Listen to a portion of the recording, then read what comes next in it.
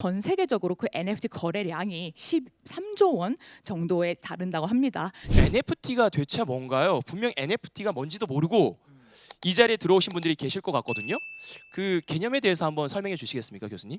많은 사람들이 NFT 거래를 한다라고는 얘기를 하는데 NFT를 눈으로 본 사람은 아무도 없는 거예요. 그렇죠? NFT를 눈으로 볼 수는 없죠. 그 아트 그림을 밖에. 그렇죠. 그런데 그렇죠. 사실은 NFT도 네.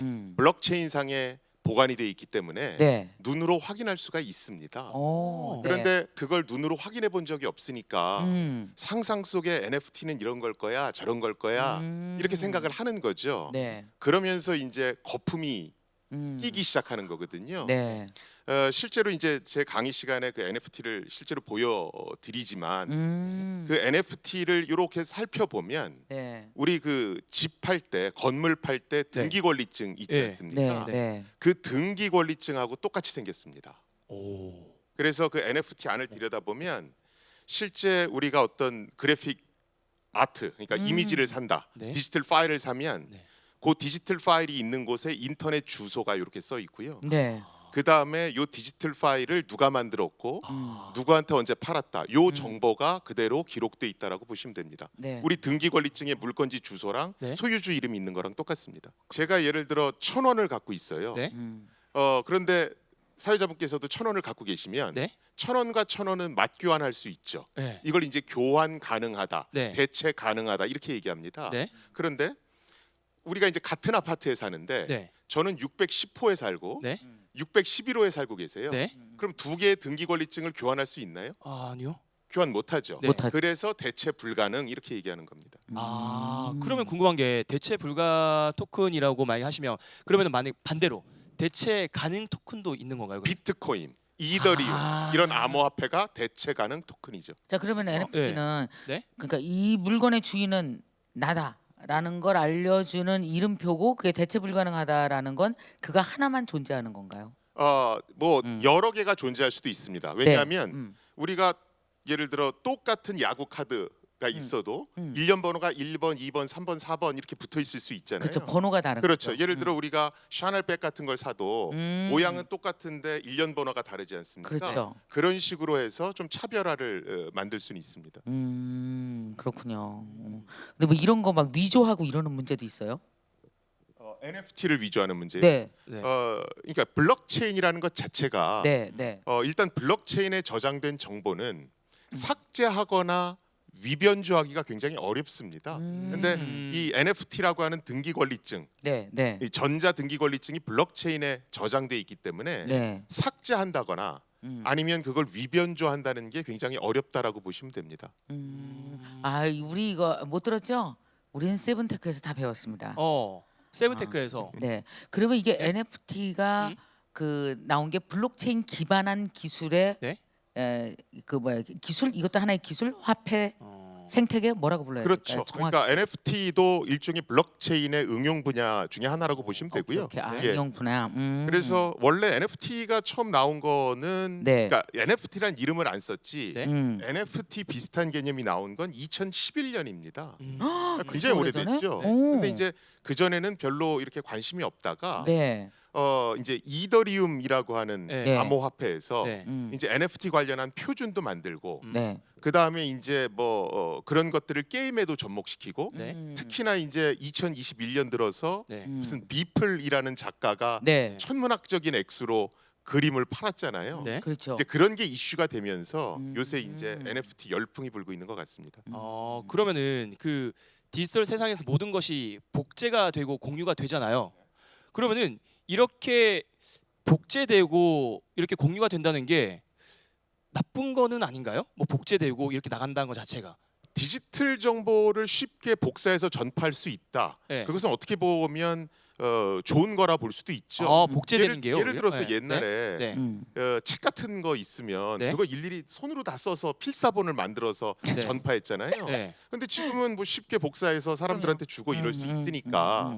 근데 이제 문제는 뭐냐면 네. 디지털 정보는 복사가 쉬우니까 네. 원본의 개념이 굉장히 희석됩니다. 네.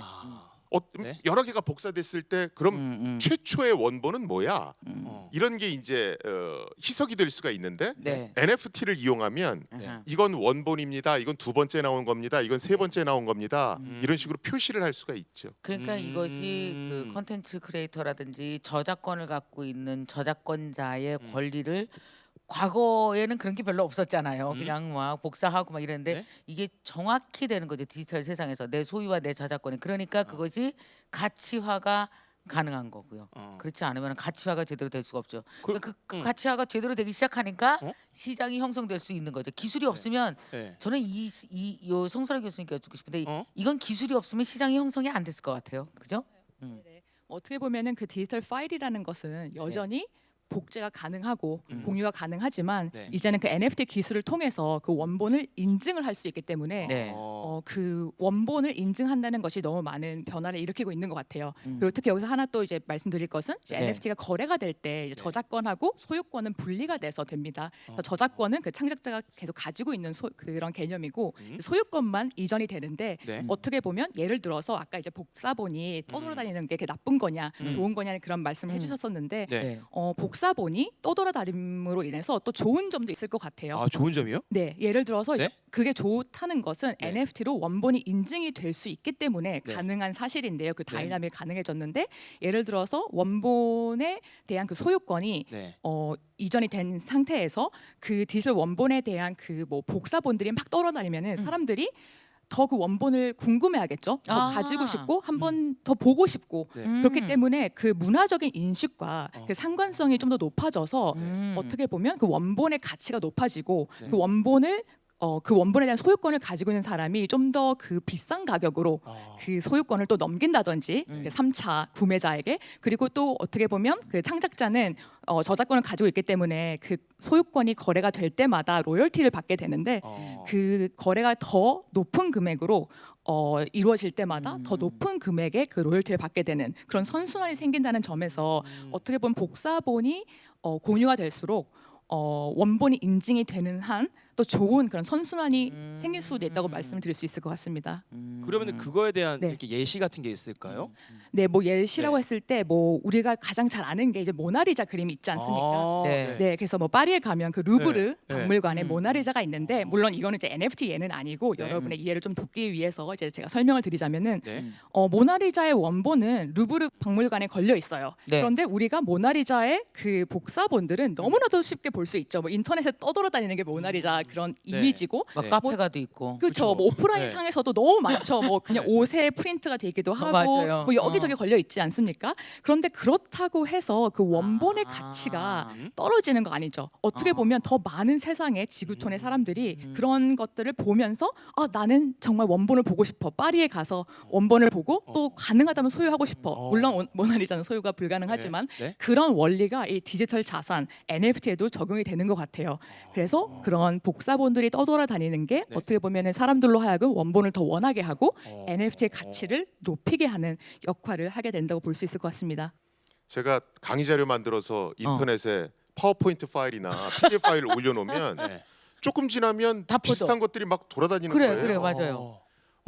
그런데 거기에 제 이름이 표시가 안 돼 있으니까 나중에는 자기들이 만들었다라고 얘기를 하는 경우들이 있잖아요. 그런데 이제 이런 당해보셨군요, 경우에 교수님도. 그렇죠. NFT는 원본은 이거였습니다. 아하. 이렇게 이제 표시해 줄 수 있으니까 기술이 사실은 굉장히 이제 도움이 되죠.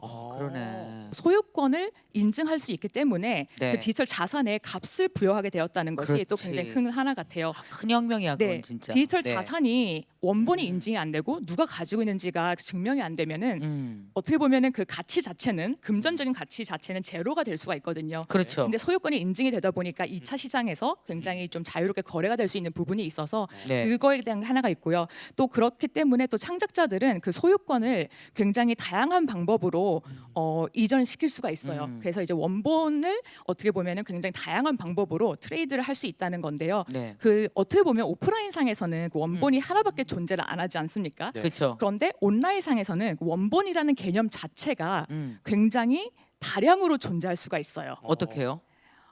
그게 무슨 말이냐면은 네. 그 NFT를 창작하는 창작자가 음. 그 디지털 원본을 하나의 단일한 NFT로 발행을 할 수도 있고 네. 아니면은 원하기에 따라서 몇 개의 에디션으로 발행을 할 수가 있습니다. 네. 이때 이거는 불법으로 복제하는 복제본하고는 다른 개념이에요. 여기서 아하. 에디션은 에디션. 네, 왜냐면 에디션 하나하나가 다 고유값을 가지고 있는 블록체인상의 원본들입니다. 단순히 하나의 원본을 낼 건지 단일 NFT로 아니면은 여러 개 하나 이상의 에디션으로 NFT를 낼 건지를 창작자가 컨트롤을 할 수가 있어요.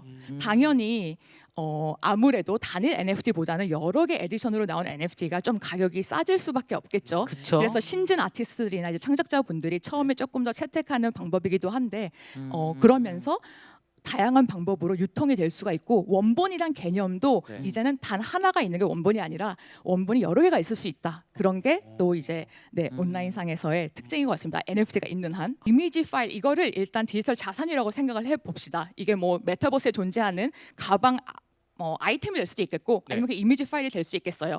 이 원본 이미지를 이거 같은 경우는 1,000만 원의 단일 NFT로 발행을 하고 판매를 하는 경우입니다. 그렇죠? 네. 이거 같은 경우는 리미티드 에디션이라고 해서 아까 말씀하셨던 네, 맞습니다. 예. 에디션을 내는 방법이 두 개가 있습니다. 이제 하나는 리미티드 에디션이고 하나는 오픈 에디션인데요. 네. 복잡하시겠지만 네, 하나씩 들으시면은 좀 네. 이해가 되실 것 같아요.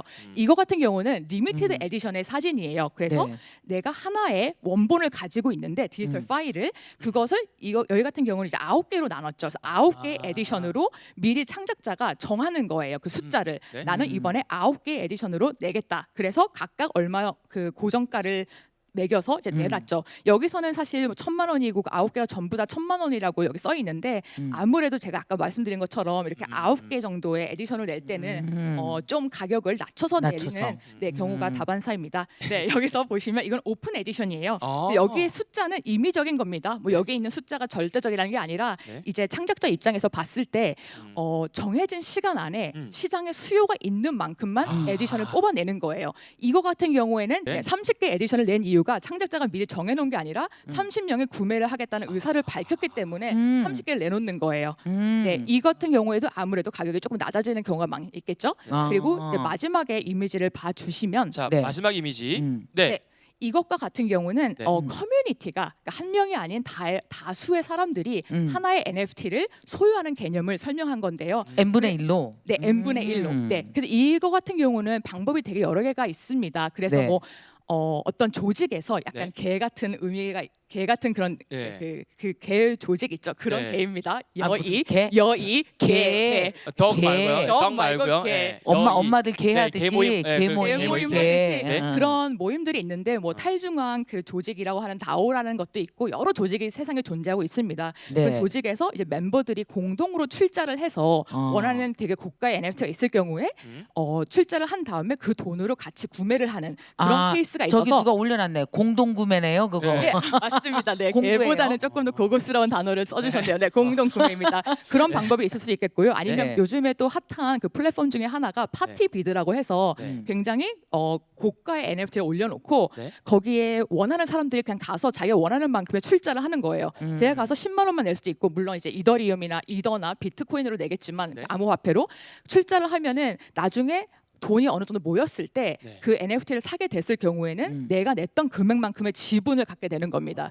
그래서 이제 그런 방법으로 이거는 뭐 좀 복잡한 개념일 수는 있지만 이건 약간 ETF 비스름하네요. 맞습니다. 그죠? 네, 그때 이제 그 조각 날 때는 대체 가능 그쵸, 토큰으로 리츠. 이제 되기 때문에 좀 복잡한데 아무튼 여기서 아실 거는 굉장히 다양한 사람들이 다수의 사람들이 하나의 NFT를 공동 소유할 수 있는 방법도 있다는 것을 네, 이 이미지를 통해서 아시면 될 것 같습니다. 네.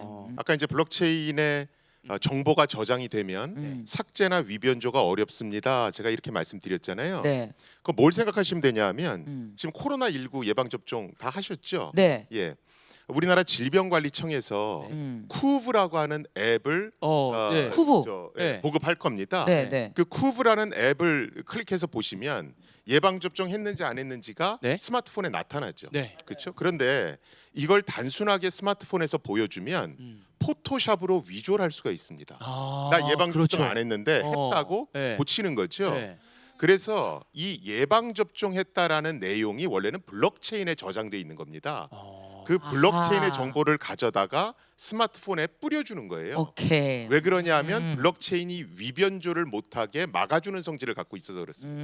그래서 쿠브에 처음에 딱 킬 때 잘 보시면 네. 네. 세계 최초로 블록체인을 이용해서 안전하게 보호하고 있습니다. 이렇게 써 있을 겁니다. 그래서 기본적으로 블록체인에 어떤 정보가 기록되면 네. 삭제나 수정이 불가능합니다. 자, 그런데 네. 제가 아까 NFT가 등기 권리증 같은 거라고 네. 얘기를 했잖아요. 네, 네. 이게 생각보다 응용 분야가 많습니다. 아. 예를 들어서 이제 좀 전에 이제 송 교수님이 저 백을 보여주셨잖아요. 우리가 명품 백을 사면 품질 보증서 하면서 종이로 된 뭔가를 줘요. 줘요. 예. 그리고 줘요. 이거 잃어버리시면 안 됩니다. 뭐 네. 이렇게 얘기하잖아요. 그런데 LVMH라고 있죠. 루이비통 만드는 네, 네.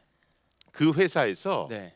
아우라 블록체인이라는 걸 만들었습니다. 어. 아우라가 있다 할 때 그 아우라입니다. 아우라. 그래서 백에다가 QR 코드를 붙여놓고 그 QR 코드 정보를 NFT에 기록을 하는 겁니다. 그래서 블록체인에 보관하는 거예요. 네, 네. 그러면 이거는 어느 회사가 언제 만들었다.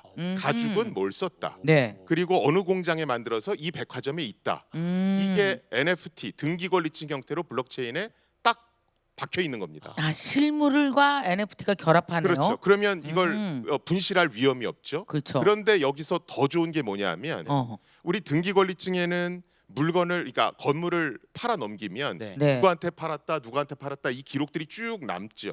남죠. 네.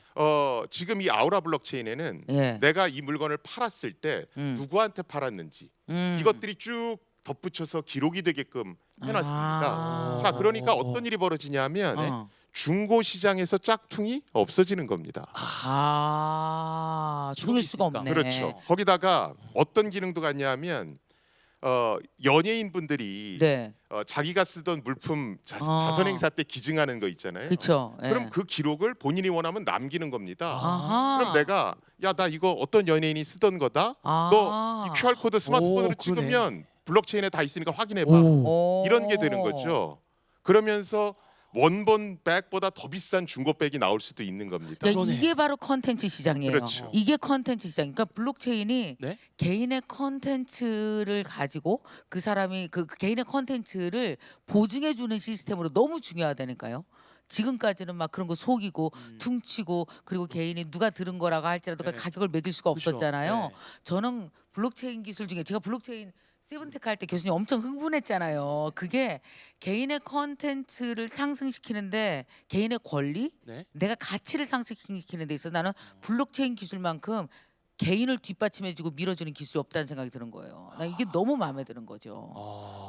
그거네 또. 되게 재밌네요. 게임, 디지털 부동산, 이제 메타버스와 맞물려서 NFT가 이제 근간 기술로 굉장히 발전을 하고 있고요. 네. 앞으로의 전망을 봤을 때도 메타버스의 뭔가 윤활유 같은 그런 원자 같은 역할을 하는 NFT로 발전이 될 것 같습니다. 그래서 굉장히 다각성을 가지고 발전이 되어가고 있고요. 그 메타버스 안에서 그 메타버스가 조금 더 말씀을 드리자면 이제 뭐랄까요, 좀 경제 활동이 활성화되기 위해서는 사람들이 메타버스, 그러니까 가상 세계에서 활동한 것에 대한 대가를 여기 현실 세계에서도 유통 가능한 그런 화폐로 전환을 할 수가 있어야 되는데 그래야지 내가 열심히 메타버스에서 게임을 하고 뭔가 부동산 거래를 했던 것을 네. 보상받을 수가 있는 건데 네. 그 역할, 그 연결고리를 NFT가 해주고 있습니다. 그래서 NFT로 뭐 땅을 거래한 것, 그래서 거기서 소유하게 된 어떤 대체 가능 토큰을 암호화폐 거래소에서 일반 암호화폐 거래소에 거래를 할 수 있고요. 그럼을 통해서 이거를 금전을 할 수 있는 거죠. 근데 그런 연결고리가 되면서 메타버스의 뭔가 그런 확장에 NFT가 굉장히 큰 역할을 하게 될 것 같고 그게 앞으로의 전망 중에 하나가 아닐까 생각을 합니다. 교수님은 어때요? NFT 앞으로의 전망에 대해서는? 저는 뭐 꽤 유망하다고 보고 있고요. 네. 특히나 우리가 처음 시작은 디지털 이미지만 얘기를 했는데 네. 이게 이제 오프라인 아까 제가 그 명품 백 말씀드렸잖아요. 진짜. 이게 오프라인 영역으로 자꾸 확대되고 있습니다. 그래서 사실은 복제가 쉬워서 좋은 세상이지만 네. 또 네. 그럴수록 원본의 가치가 더 빛날 수가 아하. 있거든요. 그러다 보니까 이제 활용 분야가 자꾸 늘어나는 것 같습니다.